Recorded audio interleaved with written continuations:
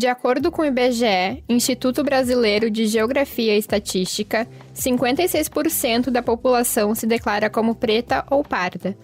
Ou seja, negros e negras representam a maioria no Brasil.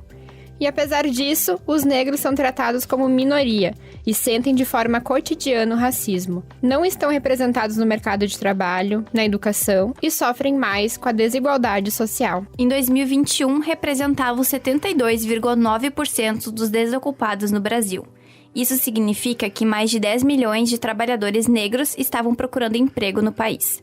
E a desigualdade aparece também na fome e na insegurança alimentar, que atingia 40% dos brasileiros em 2021. Desses, 28,4% eram integrantes de famílias chefiadas por negros ou pardos. E de acordo com o Atlas da Violência 2021, a chance de uma pessoa negra ser assassinada no Brasil é 2,6 vezes superior àquela de uma pessoa não negra. A taxa de homicídios por 100 mil habitantes negros no Brasil, em 2019, foi de 29,2, enquanto a da soma dos amarelos, brancos e indígenas foi de 11,2.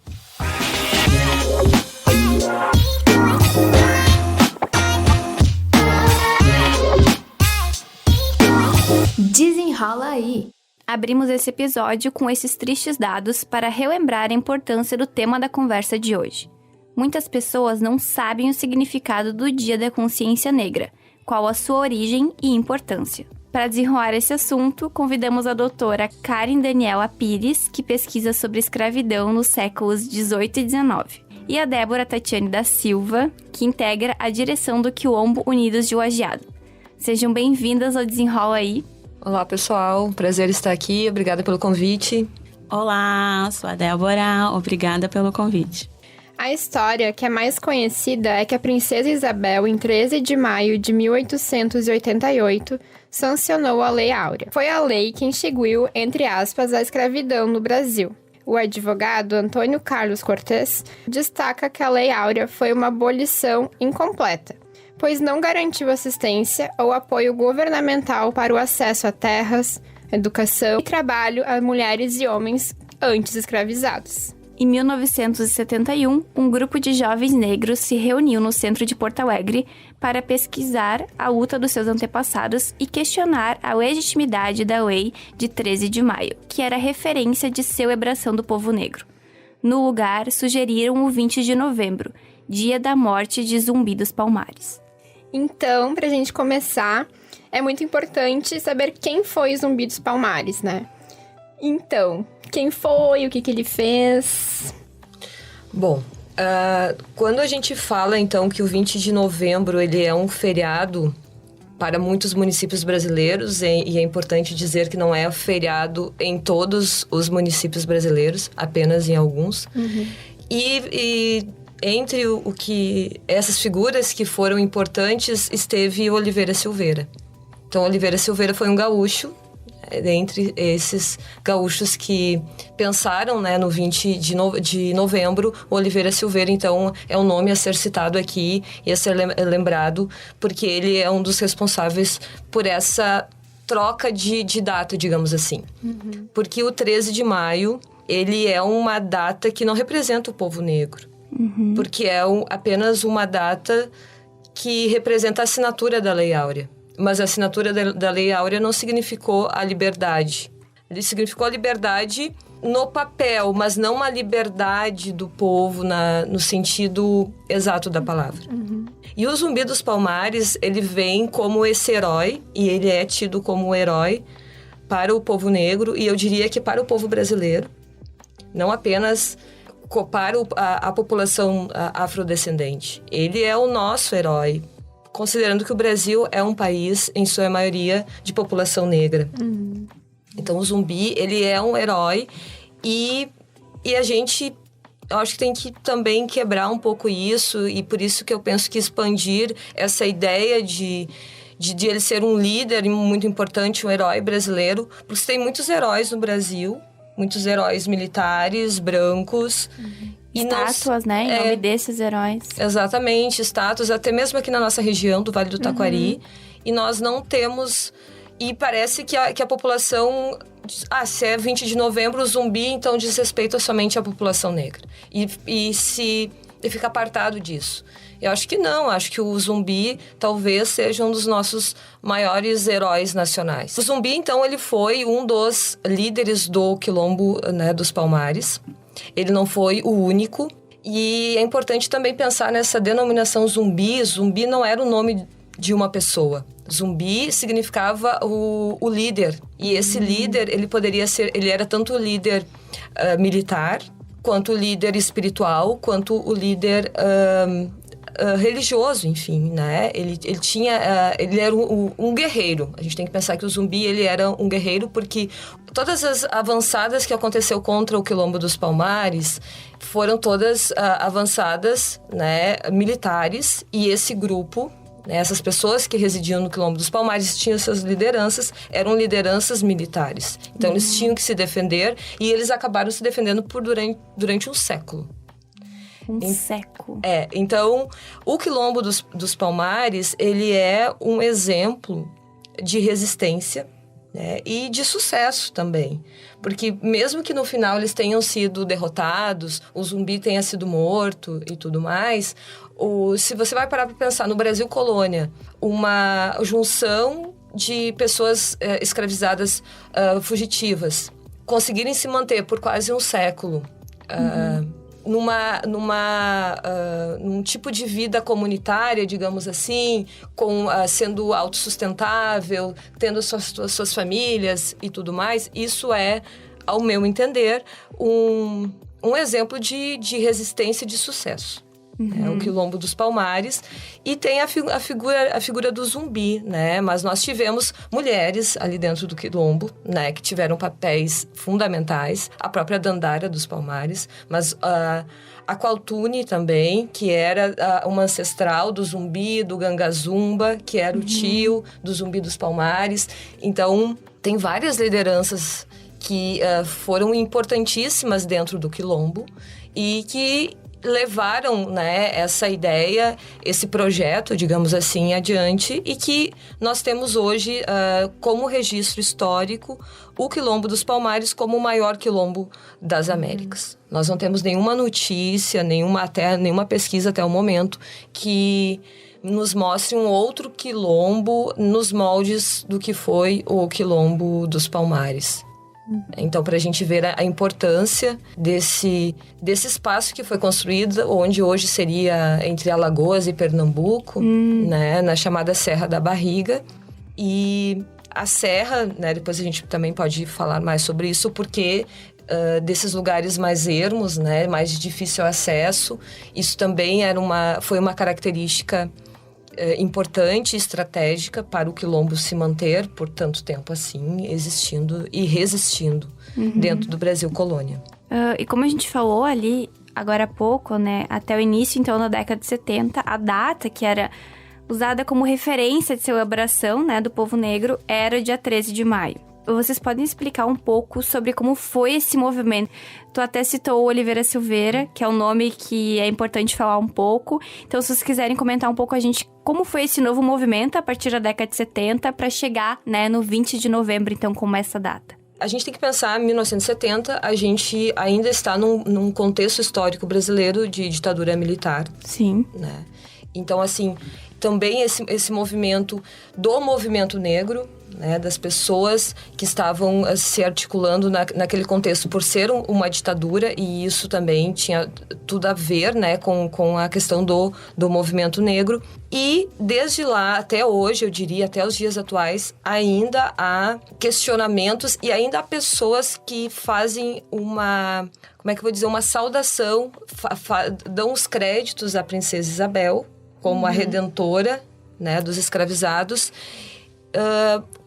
Alguns grupos colocando ela num grau de importância maior, eu diria, que o Zumbi dos Palmares e outras lideranças negras, né? Eu acho que essa movimentação que ocorreu, que ainda continua ocorrendo, né, de valorização do Zumbi dos Palmares de outras pessoas, né, de outros abolicionistas, a gente está falando aqui do Dia da Consciência Negra, mas eu acho que são méritos do movimento negro, de pessoas como Oliveira Silveira, né? E tantos outros no Brasil, de homens e mulheres negros, que levantaram essa bandeira de questionamento.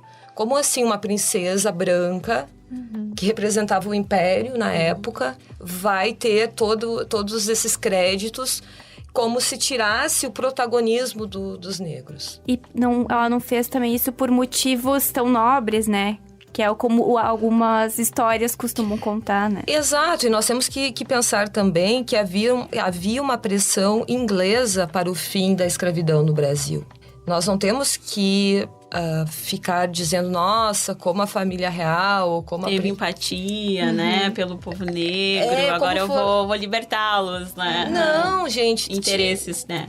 Tinha uma pressão internacional para o Brasil, a pressão da Inglaterra para que a escravidão... E nós fomos o último país a abolir a escravidão. Sim, infelizmente, né? Isso fala muito, né, do Parece Brasil. Surreal, né? Que nós vivemos esse país que foi o último da América, assim, das Américas a abolir a escravidão. E a gente não, né? Alguns grupos ainda conseguem colocar isso como mérito de uma princesa. Não, isso é um conto, isso não é assim, né? Os dados históricos, a gente sabe que a Inglaterra estava pressionando o final da escravidão desde 1831. Então, isso se estendeu de 1831 até 1888. O Brasil trouxe pessoas escravizadas africanas para cá na ilegalidade. Nossa, eu adoro ouvir a Karen porque ela traz esses dados, né, específicos e até levanta toda uma história que nós, até mesmo nós negros, não tínhamos esse conhecimento, porque nas escolas isso vem muito cortado, né? E aí quando fala de 13 de maio... a Isabel realmente colocando ela naquele lugar, naquele patamar, até mais do que o próprio Zumbi dos Palmares, né? Então, pra gente ter esse conhecimento de quem foi, aí tem que se aprofundar, sair do círculo escolar, entender mais e passar pras nossas crianças, né?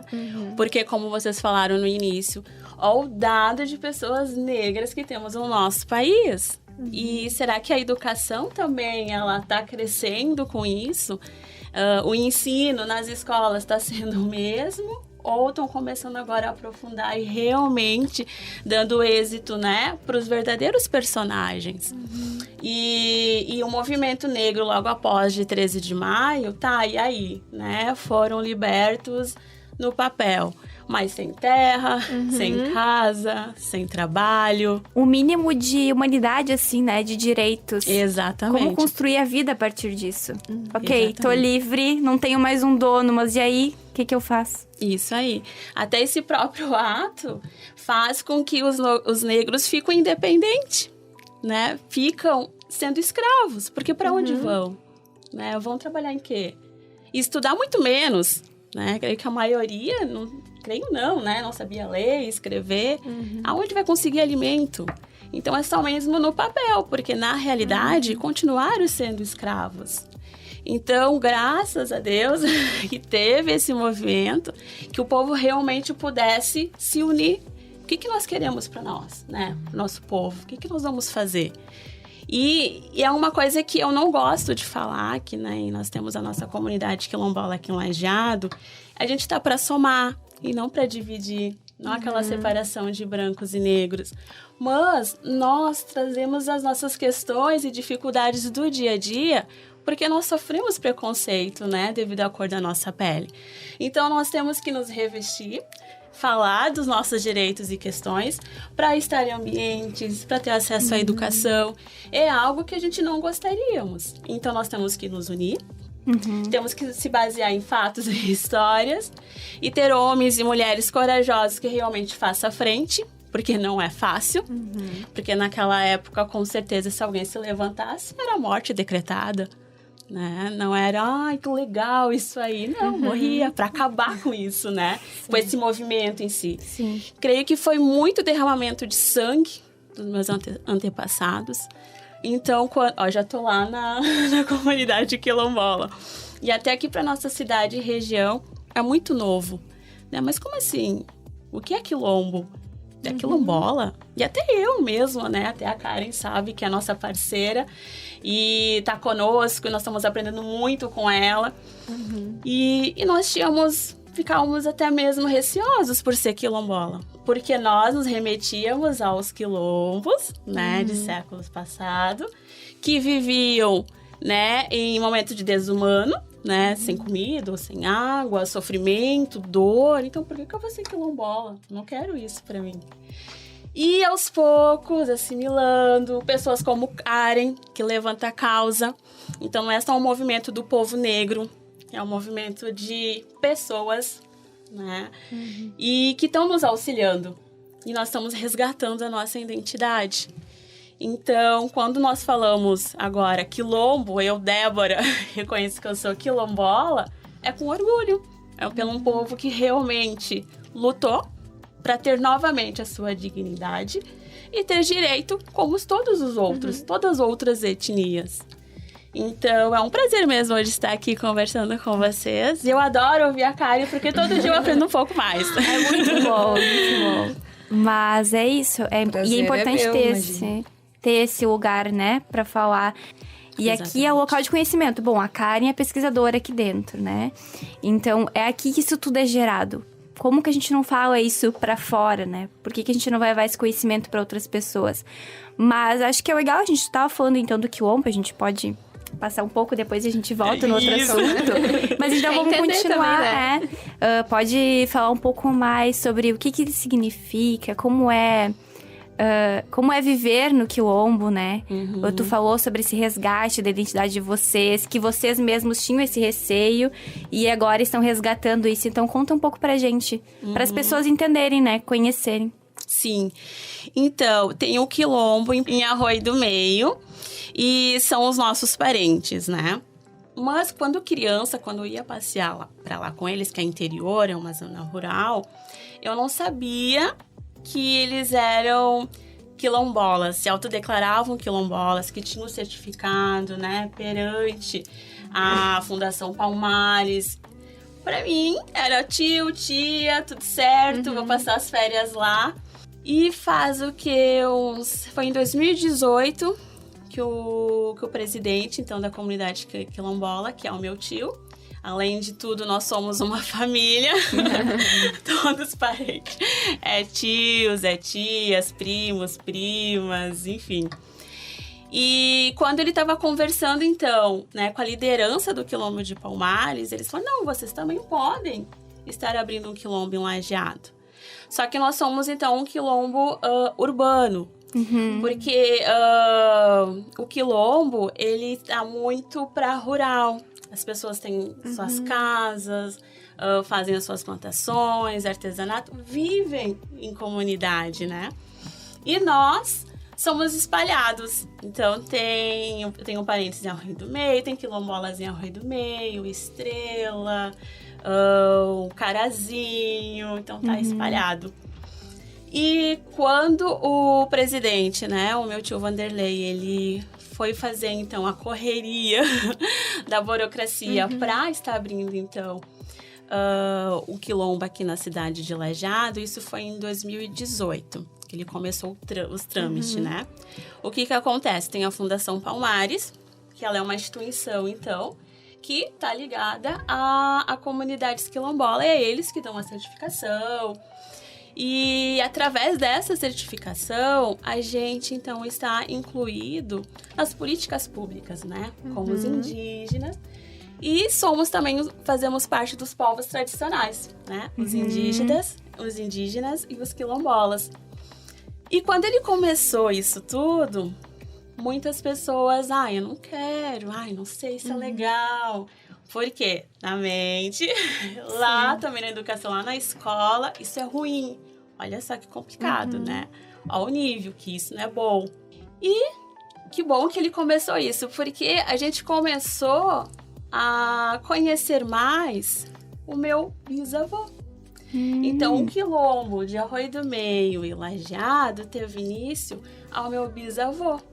né, o Teobaldo, que ele saiu então de Moçambique, provavelmente com certeza escravizado, e veio para o Brasil. E não sabemos bem ao certo, né, Karen? A gente se encontrou, tudo mais, conversamos. Qual que foi as suas paradas, mas a última foi em El Rio do Meio, onde ele constituiu família. Então, por isso que lá iniciou o quilombo, lá em El Rio do Meio. E aí, os filhos, os netos, vinham para essa região. E, enfim, né? Para mim não estender muito. E quando meu tio me convidou, então, para estar participando, né, da direção da comunidade quilombola de Lajeado, no início eu tava meio balançando, mas depois eu pensei, não, mas eu tenho que pensar nas próximas gerações, né? E até por mim mesma, minha identidade, e fazer algo pelo próximo. E como eu falei para vocês, né, o quilombo está para somar. Então nós queremos ter o nosso espaço, a nossa sede, para estar levando a nossa cultura, o nosso artesanato, a nossa dança, as comidas típicas, assim como tem os povos aqui alemão, italiano, o quilombo, a cultura negra, quer ter o seu quilombo, né? Para que todos conheçam a nossa história. Até nós comentamos, né? Nós queremos contar a nossa própria história. Nós queremos ser os protagonistas. Então, é essa oportunidade com a comunidade quilombola. E é o único quilombo de Lajeado, né? De Lajeado, sim. Com a certificação, perante as políticas públicas, sim. É a única, sim, na região. E para conseguir a certificação também não deve ter sido um processo muito fácil, né? Não foi. Sim, levou praticamente 1 ano. E ainda quando chegou a certificação, caiu em mãos erradas e ficou nesse local. Mas no fim deu tudo certo, retornou a nós. Até pelo fato, né? Pelo fator quilombo, mas o que é isso? Mas nunca ouviram falar. Aqui, exatamente, aqui, Lajeado. Imagina como é que não teria. Porque olha quantas, né, pessoas negras tem aqui na nossa região. Como é que não teria um quilombo? Mas, infelizmente, ninguém tem esse conhecimento. E até nós, né? Nós, pessoas negras, também não. E aí, quando nós... como a minha mãe fala, né? Que a gente não quer voltar ao passado. Porque quando a gente fala de quilombo, não tem como não pensar que coisas ruins aconteceram, né? O meu bisavô foi escravizado. Né? Pagou um preço muito alto. Esse passado, ele existe, né? Existe, exatamente. Mas, incrível que pareça, quando ele constituiu a sua família, ele nunca deixou transparecer ou falar, né, da escravidão. Pelo contrário, ele construiu uma casa, um lar, plantava, era conhecido ali na região, na sociedade em si, era curador, né, era curandeiro. Não fazia acepção de pessoas, né? Então ele não tinha aquela mágoa, aquele ódio, aquela raiva. De ninguém. Exatamente. Então, nós queremos continuar com o legado dele, né? Trazendo, então, fé, esperança, né? E por que não igualdade? Ser incansáveis, né?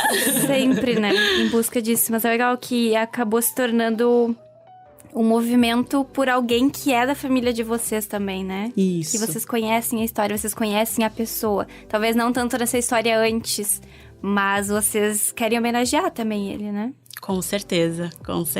Até esse ancestral da Débora, né? O seu bisavô, esses laços familiares, esses laços de parentesco é o que constitui a comunidade quilombola.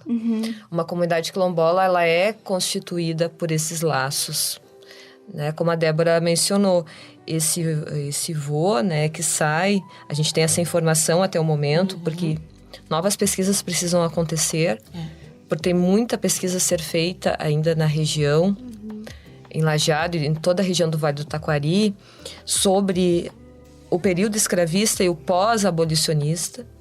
E esse vô que sai de Moçambique vem para o Brasil como escravizado em algum momento, e a gente não consegue traçar E isso é uma característica, infelizmente, do processo escravista, porque tu não consegue seguir muitos dos passos das pessoas por causa do infame comércio escravista. As pessoas eram comercializadas várias vezes em sua vida.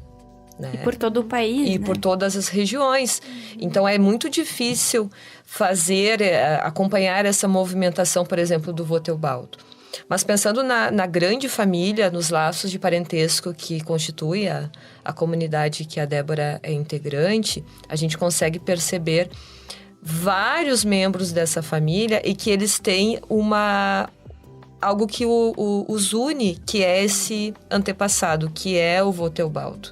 Então, o Votelbaldo, ele não é apenas, né? Tu pode me corrigir, Débora, mas ele não é apenas o vô, o bisavô e tal. Não, ele é o ancestral mesmo. Isso. Ele é o fundador, a raiz dessa comunidade. E quando a Débora traz e fala, né, desse legado, que não é esse legado da violência que foi o escravismo, dessa dor que aconteceu lá no passado, mas todo esse legado cultural. Até mesmo quando a gente sabe que o Votelbaldo foi um curandeiro, desse conhecimento das ervas, dos chás, esse legado a comunidade carrega hoje. Verdade. Então, esse legado é que a comunidade quer compartilhar com os demais. Até mesmo, né, desmistificando, e porque tem muito preconceito também em relação ao curandeiro. Nossa. Que confundem com coisas ruins, Com né? coisas ruins e tudo mais. Então, tem muito conhecimento, muita coisa bacana e importante e que faz parte da nossa cultura brasileira. Que a comunidade, acredito que a partir de agora, e por isso que esse momento é muito importante, que a Débora estar falando pela comunidade, sendo mulher quilombola, porque ela também traz esse esclarecimento para quem está ouvindo, de que a comunidade quilombola, ela tem esse legado cultural. Cultural, exatamente. Tem esse legado histórico, sim, que a gente tem que trazer, que a gente tem que dizer, até mesmo porque essa região do Vale do Taquari é uma região que ainda hoje se considera totalmente europeia, né? Totalmente europeia, com festejos, com pessoas, e não traz o seu lado, né, a sua herança africana. Porque nas pesquisas a gente identificou uma diversidade de nações africanas que vieram para Taquari, Estrela, Lajeado, todos esses municípios hoje que são o Vale do Taquari, nós identificamos nos documentos pesquisados uma diversidade de etnias africanas. E as pessoas, após a escravidão, elas continuaram circulando. Então, esses antepassados, os seus descendentes estão hoje circulando na região. Então, comunidades como a da Débora e outras comunidades que ainda não possuem a sua certificação, mas que podem sim também buscar certificação, porque elas também têm também possuem os seus antepassados. Então, só para a gente perceber que nós temos uma variedade de questões históricas, socioculturais e do grupo afrodescendente na região que pouco é mencionada, quando é mencionada. Então, por isso da importância da Débora e da comunidade estar trazendo isso para os meios de comunicação, dizendo, não, nós existimos e nós temos uma história, e essa história está relacionada com esse passado. E essa visão vai, além dos povos africanos, também os próprios indígenas, que são os originários daqui. E muitas vezes também não são percebidos, né? Não tem a sua cultura elevada ou é falado sobre isso. Mas acho que tudo isso que vocês falaram, até sobre a história da Débora, então, do bisavô dela, representa muito qual a importância do 20 de novembro, né? E a gente entra numa questão que muitas pessoas falam, mas por que existe o Dia da Consciência Negra e não existe o Dia da Consciência Branca? Sim. Né? Então, acho que toda essa questão da cultura, toda essa ancestralidade, tudo isso que a gente precisa falar através de um quilombo, mas se representa também nessa data, né? E até teria que ter uma data, porque nós queríamos que todos os dias, né, fosse lembrado, enfim, contado, enfim, vivido.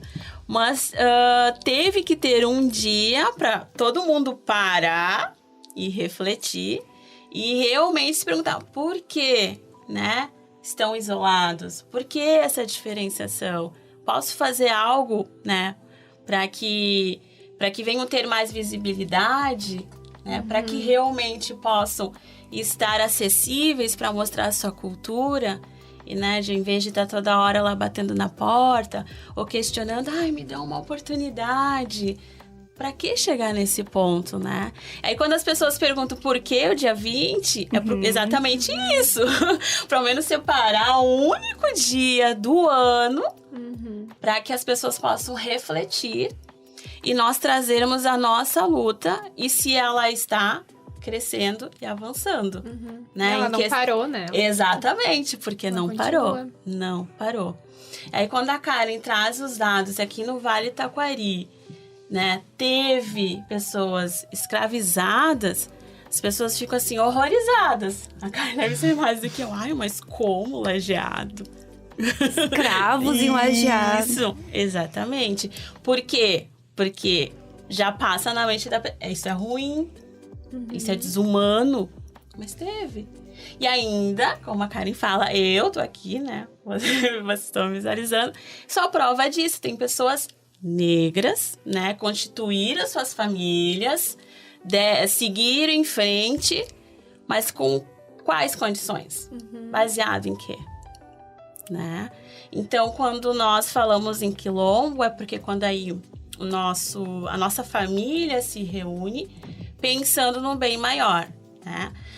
Educando as nossas crianças para que realmente elas tomem, então, os seus lugares de fala, né? Ter essas oportunidades. E também porque queremos mostrar ao Vale do Taquari, nós estamos aqui. Por isso que a nossa luta é pela nossa sede, né? De ter o nosso espaço, de mostrar fotografias, contar história, fazer oficinas, contar a nossa história. E não lá nos livros, que eu lembrando da minha época, tá? Só não vou falar o tempo, porque eu vou revelar a minha idade. No livro de história, 2 páginas, com pessoas, homens e mulheres escravizadas. Isso é história só do povo negro, só for escravo. Só isso, né? Acabou aí. Isso, termina por aí? Como assim? Aí, por isso que nós estamos lutando para ter a nossa sede, para dar continuidade, contar a verdadeira história. Porque daí o que acontece com essas crianças negras? Eu conto também por mim.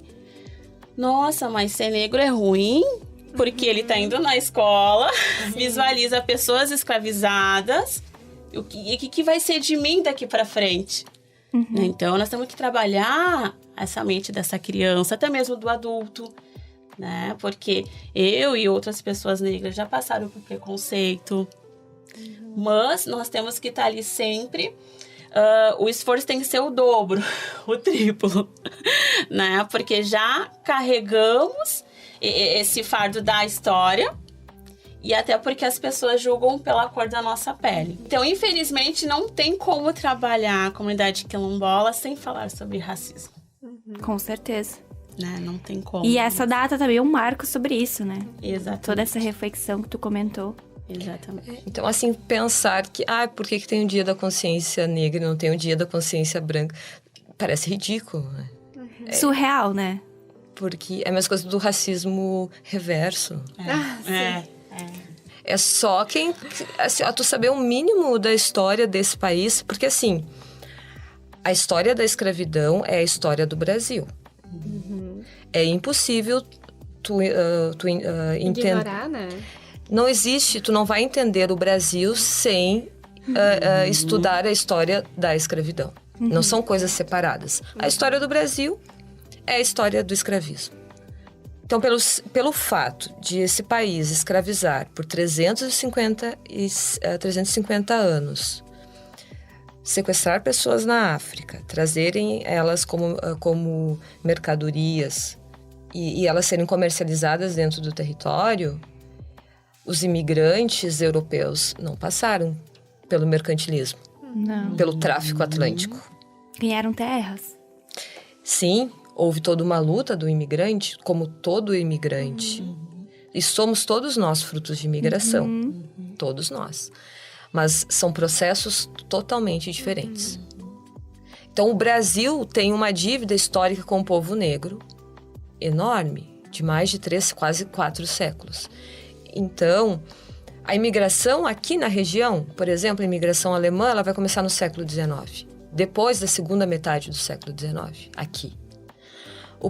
A população escravizada, ela, pelos documentos que a gente levantou, eles vão chegar ainda no século XVIII. Já na data das primeiros vilarejos da fundação, que foi Santo Amaro, fundação portuguesa, né, que foi Santo Amaro e depois Taquari, que originou o vale. Ali no século XVIII nós já temos os primeiros portugueses que vão ganhar sesmarias aqui, eles já vão inserir a mão de obra escravizada. Quando esses alemães chegam, e depois os italianos, quem estava trabalhando aqui como escravizado eram os negros. Hoje, o Vale do Taquari se orgulha do seu desenvolvimento econômico, por exemplo.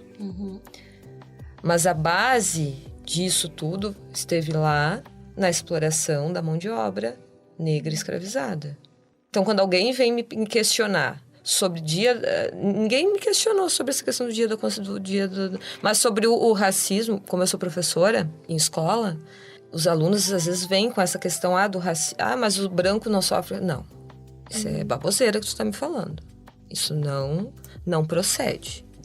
O branco nunca soube o que é e não sabe o que é o racismo. Não. Então, assim, basta olhar para o processo histórico ou ter o mínimo de empatia e olhar para as pessoas negras que tu conhece, enfim, né? Não tem o que questionar sobre pessoas brancas sofrem racismo ou teria que ter um dia da consciência. Exatamente. Não tem não existe o preconceito por ser quem tu é, né? Tá, às vezes vão ter alguns marcadores, mas não vai ser a cor da tua pele, a tua existência, né? O tu nascer daquele jeito que vai te trazer esse preconceito. E acho que é isso que muitas vezes as pessoas não pensam, não entendem. Às vezes é ignorância, né? De não conhecerem. E, enfim, por isso que é tão importante pesquisas e abrir esse espaço para pessoas como a Débora também falarem sobre isso. Sim. E é bem isso, né, que a Karen trouxe, a questão das pessoas dizerem, né, se questionarem, e nós, e os brancos, né? Então, nesse próprio comentário, quando a gente quer levantar questionamentos, que é uma realidade, automaticamente já querem se defender. Tá, mas e a gente? Mas aí, como vocês falaram, né, não sofreram preconceito por causa da cor da sua pele. Então, pessoas sofrem, não conseguem ir a certos ambientes, lugares, por causa do tom da sua pele. Vagas de emprego. Mas tem que estudar. Sim, tem pessoas negras, sim, com o seu diploma, mas independente de qual empresa for, se aquela empresa for racista, se ela tiver um preconceito racial entre o branco e o negro com as mesmas habilidades, com as mesmas experiências, quem vai? Ou até pela forma de quem se sair bem na entrevista, né? Suponhamos, é a pessoa negra, tá? Mas, por ser negra, não.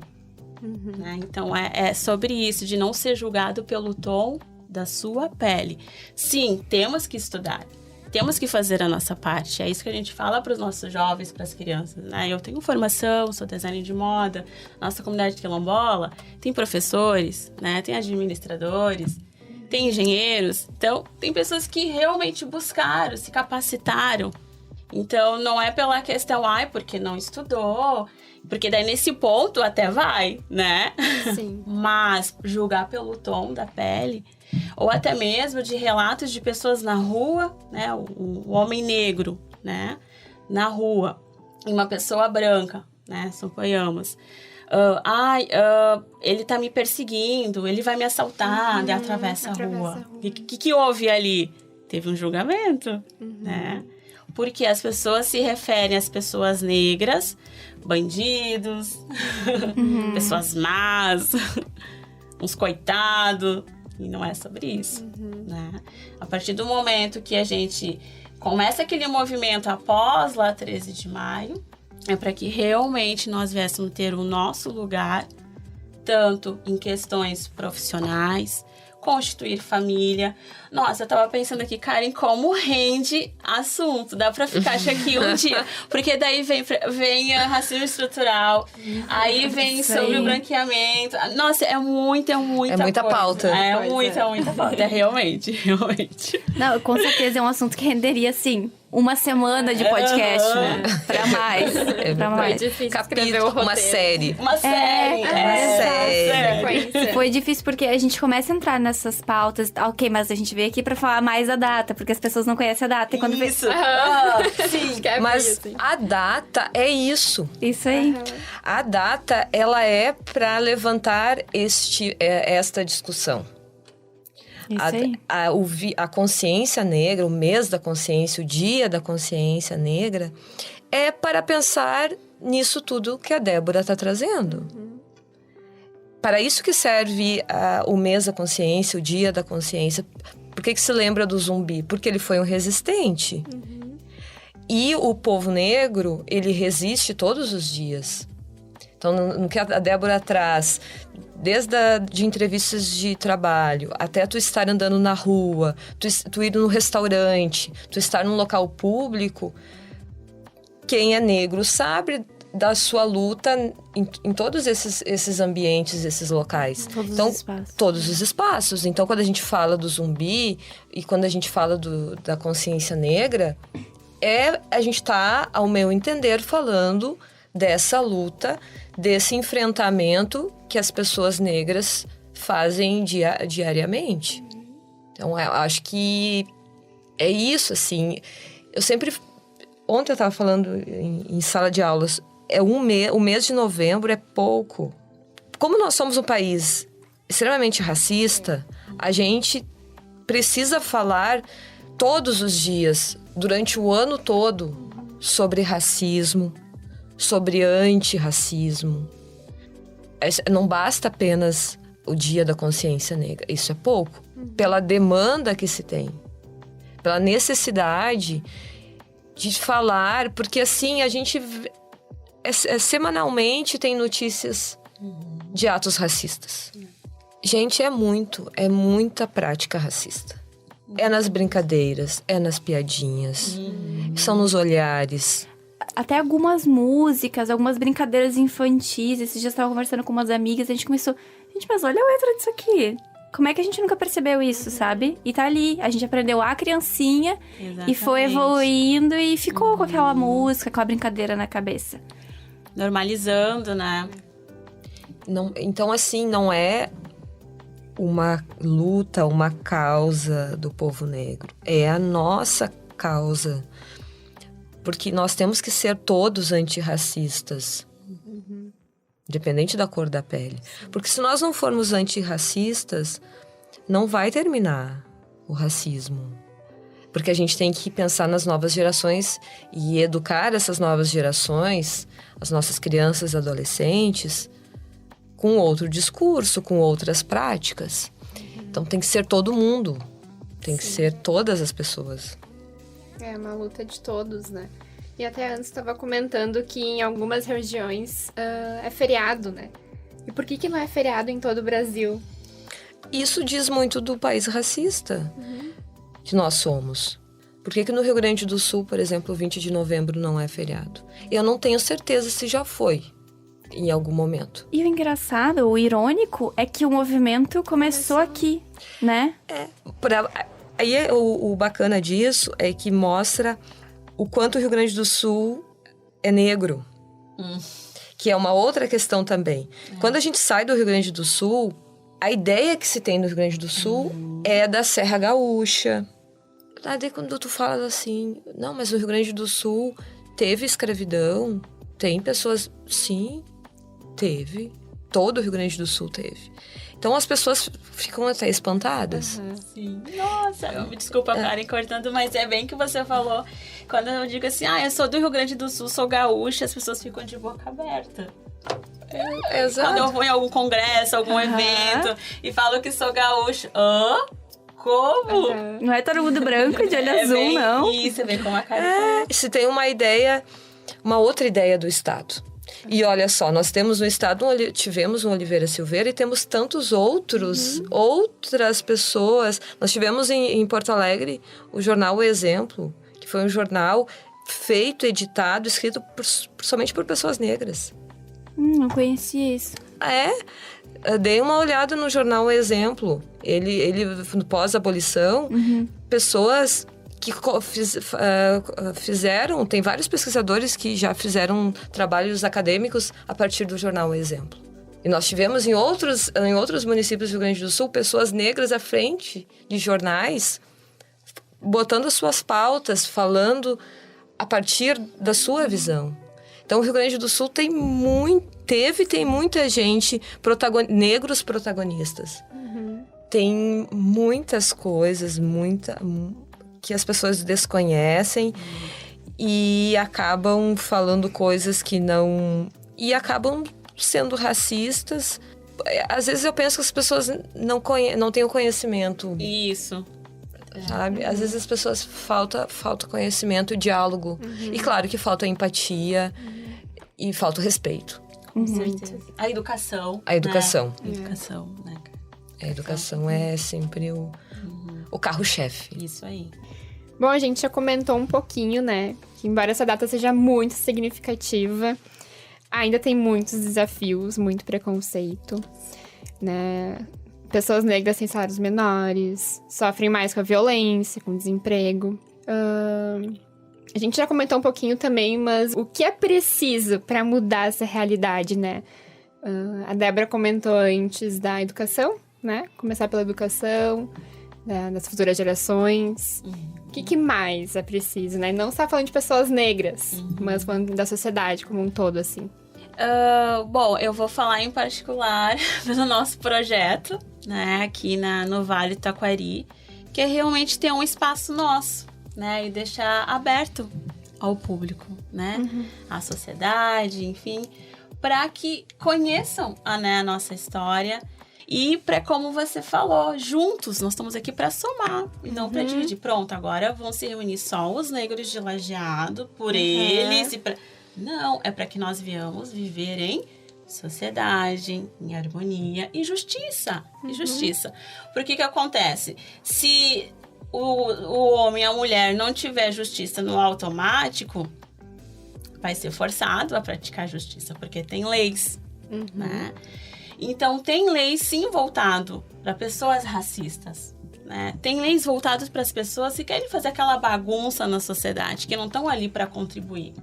Então, nós vamos trazer, sim, a nossa essência, a personalidade, as nossas falas, mas se nisso tudo que nós fazemos, todas as nossas ações que nós começarmos a mover e gerar, e como disse, se não for na paz, né, a gente vai ter que começar a buscar realmente os nossos direitos, né?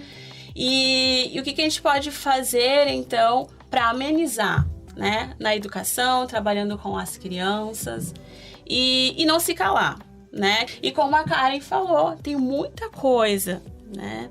Aqui no Rio Grande do Sul que é praticado e que veio da onde? Da África, do Quilombo. Tá, mas agora cadê a autonomia? Realmente isso aqui é do povo negro. Não tem identidade. É como se tivesse pego pra eles. Eu gostei do que eles fazem, os chás é meu, assim, né? Tomei, né? Tomo pra mim essa cultura, mas não declara de quem, né? Como é que é dando os nomes. Os créditos. E os créditos, exatamente. Então, é ter visibilidade, né? Quando tem uma causa, que nem a questão da comunidade quilombola. Como é que eu posso estar ajudando a comunidade quilombola? Até esses últimos dias, a Karen estava junto, foi feito um estudo arqueológico? Não. É um estudo assim, sociológico, antropológico, histórico e arqueológico. Exatamente. Em função da duplicação da BR-386. Então foi feito um estudo, porque em um raio de 10 quilômetros apontou a existência da comunidade da Débora. Então a comunidade da Débora vai ser impactada pela duplicação. Isso. E em função desse impacto, foi feito todo um relatório bem extenso, um relatório histórico, um relatório do sítio arqueológico, que é um território de muito significativo para a comunidade, sociológico por causa dos impactos ali nos bairros, não só nos bairros, mas na cidade. Então, é um documento bem importante para a comunidade quilombola, mas para a comunidade lajeadense como um todo. Eu acho que, né, isso seria uma outra conversa daqui a pouco, uma outra que poderia a Débora estar falando também mais do que representa, né, o que está representando dentro da comunidade este documento, que traz outros dados, que é uma coisa bem bacana, assim, né, bem legal. E para fechar, a representatividade, né? Quando tiver espaços, né? Uma confraternização da cidade, aniversário da cidade, eventos, né? Culturais, enfim, de educação, chame pessoas, né? Negras, que estão ali também para somar, que estão ali para contar a sua verdade, a sua essência, até para ser uma representação para um jovem, para uma criança e para a comunidade se acostumar, né, que é normal ter pessoas negras, sim, em todos os ambientes, para não ficar aquele clima que eu já passei, que sou consultora de imagem.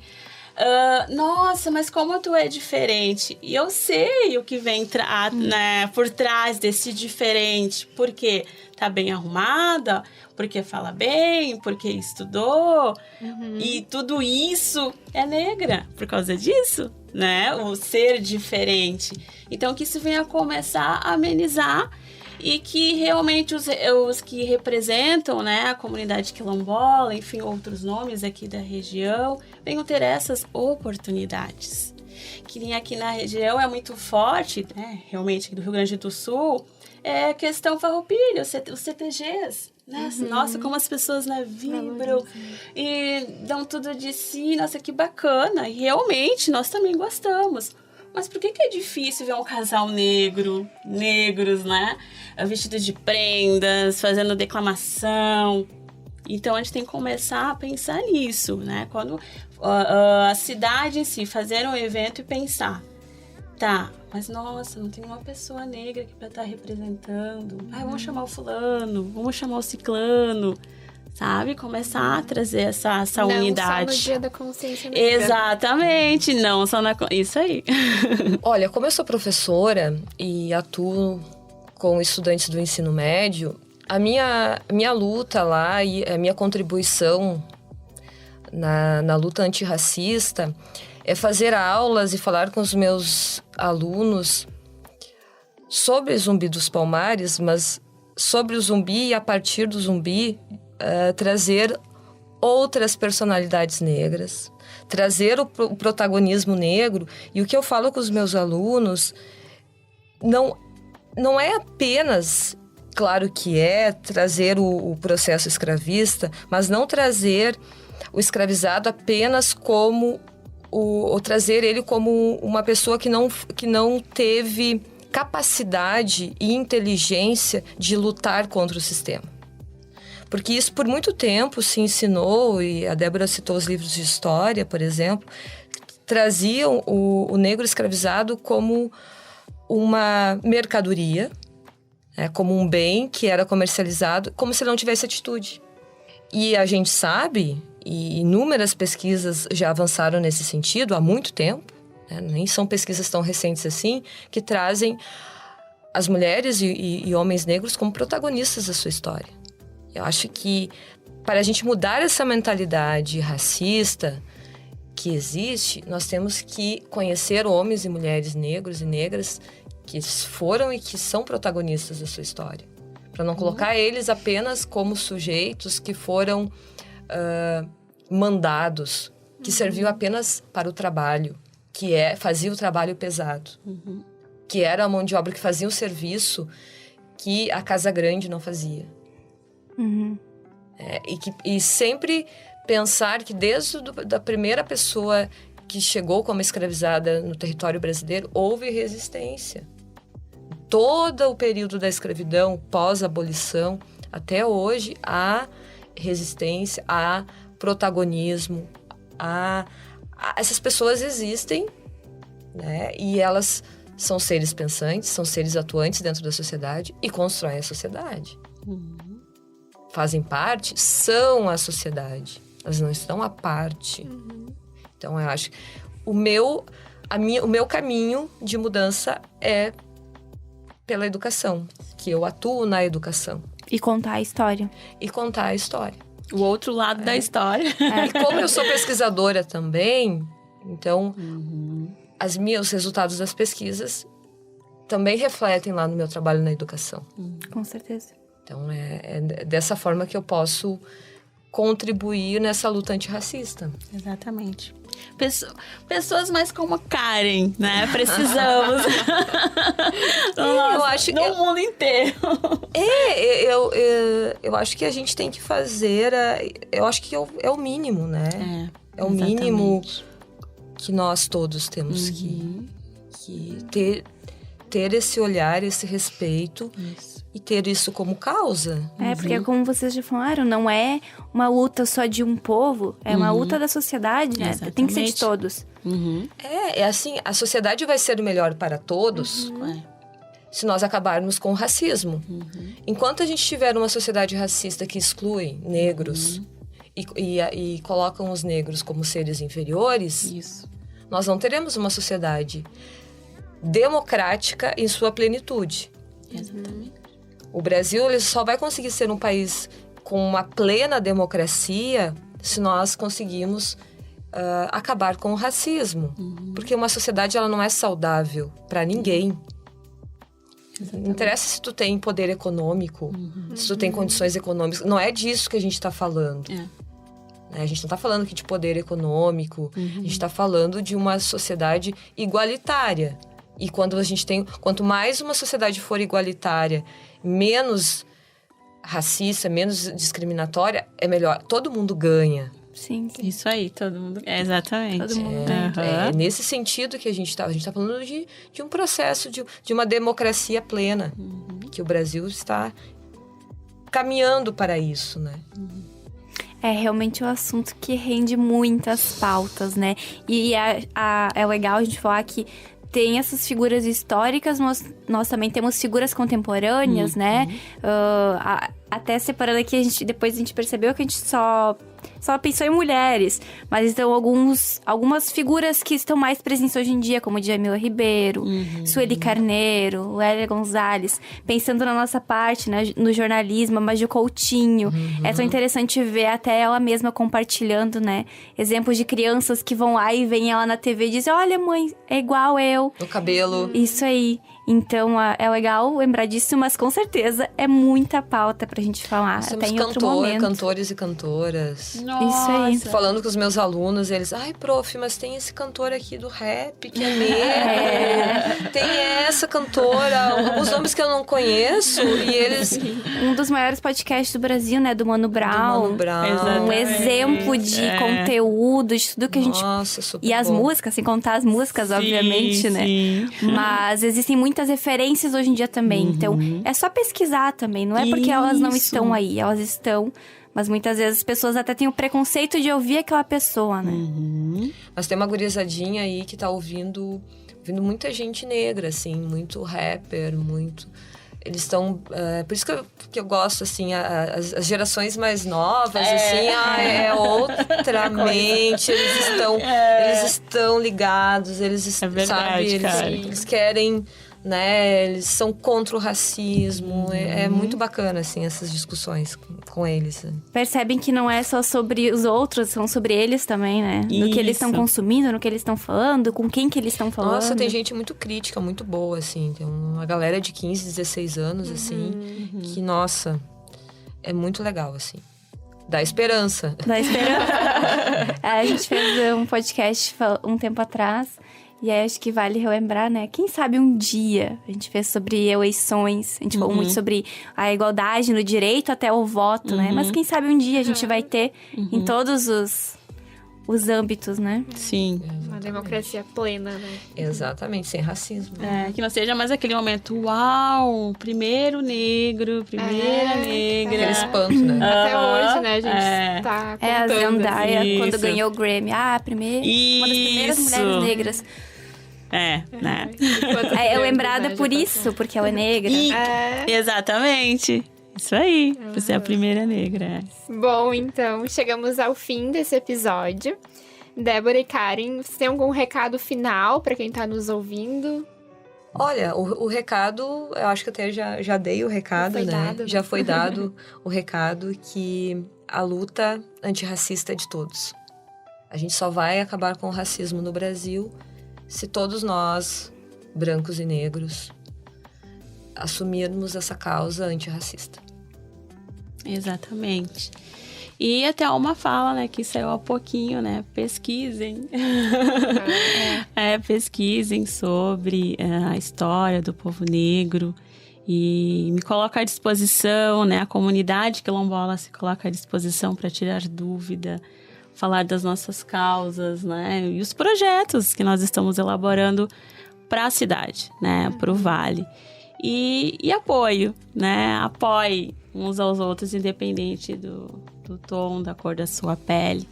E é bem como a Karen falou, né? Essa questão, essa luta é de todos nós. Todos nós.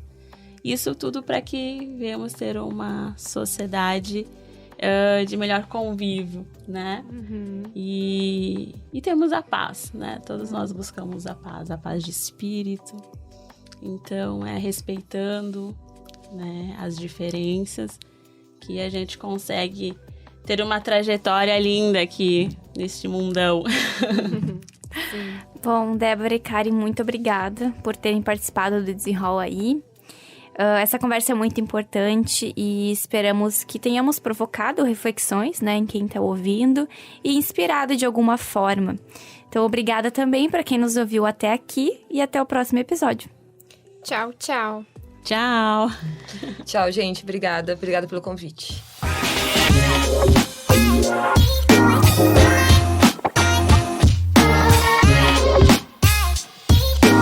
Desenrola Aí.